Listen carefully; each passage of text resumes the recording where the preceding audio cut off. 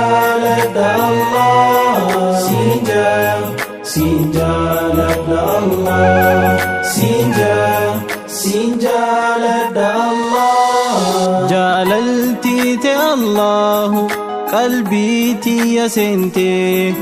gammachuu fi raahaadhaan qalbiiti yaguutte yaa Rahmaanu yaa Rahiim ati qulqulloyte atilleen na jaaladhu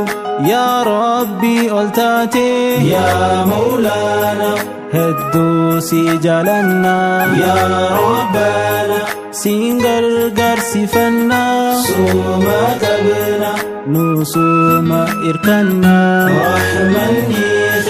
balla akka galaana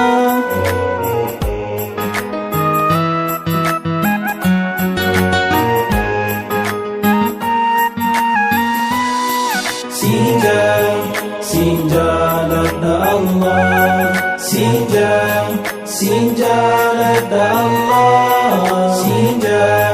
siin jaaladha Allah siin jaaladha Allah yaa Rabbi Rahmaanu yaa kan hunda uumte badhaasa guddaadhaa bar atina badaaste osoon ansin gaafatin muslima na goote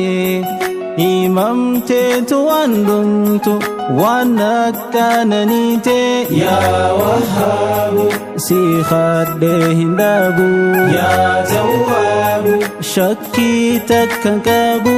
abdiin kiyya atuma yaa Rabbu na laafisi cufa waan najabu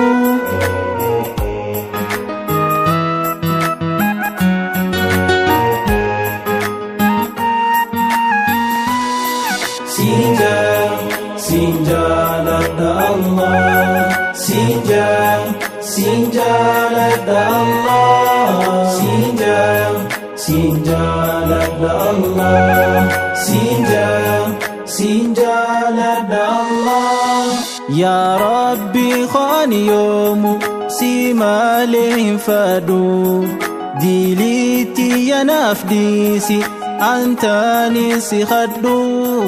gaafaan fuula kee dhufe dirree san dhabbadhu na sattari Rahmaanu si malee nabdadhu yaa Ghaffaaru si malee gabbaaru yaa Jabbaaru si malee hin jiru halkanii fi guyyaa wal jijjiiru nan qaaneesi Ilaahi sattaaru